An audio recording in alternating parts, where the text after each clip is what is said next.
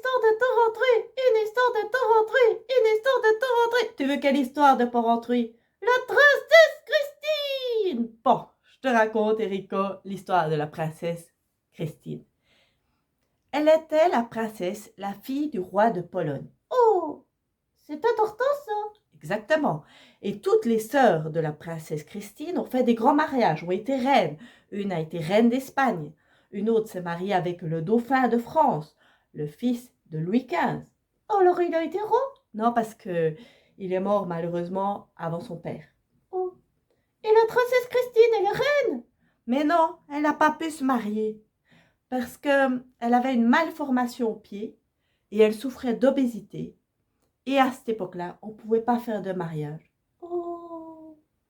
Mais du coup, Louis XV lui a donné quand même un titre et elle a été abbesse de Rémiremont, chef d'une abbaye à Rémiremont, dans les Vosges, pas très loin d'ici. Oh, c'est gentil!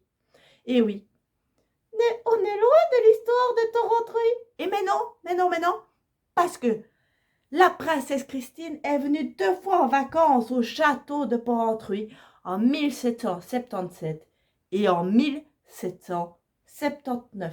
Oh! Et c'est qui l'a invité? Le roi de Porrentruy. Mais non, pas le roi de Porrentruy. À Porrentruy, c'était un prince-évêque. Oh oui, le prince-évêque. Exactement, le prince-évêque Frédéric de Wangen. Et Frédéric de Wangen était très fier d'inviter la toute haute noblesse. Parce que si tu as bien réalisé, la princesse Christine est la tante de Louis XVI. Oh! Et donc la tante de Louis XVIII et la tante de Charles X. Exactement, tu as tout compris. Donc Frédéric de Wangen invitait la toute haute noblesse à Porrentruy. Et du coup, il a mis les petits plats dans les grands. Il a voulu faire une belle cour pour sa princesse. Et ils ont fait des grands repas, des succulents repas, organisé des bals, des théâtres, organisé aussi, on allait à la chasse.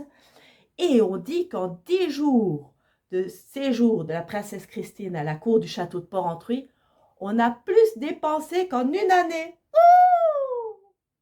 Et tu sais quoi, comment est-ce qu'elle appelait le prince-évêque Frédéric de Wangen, la princesse Christine? Non. Elle l'appelait le beau prince. Oh, c'est doux ça. Et puis du coup, tu sais, elle logeait dans un pavillon qu'on avait reconstruit, qu'on appelait le pavillon neuf. Mais après son passage, on a appelé comment ce lieu?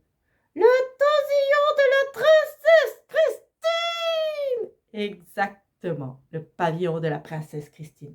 Je suis amoureux. Je croyais que tu étais amoureux de la comtesse Henriette. Mais j'étais amoureuse. Sacré Rico.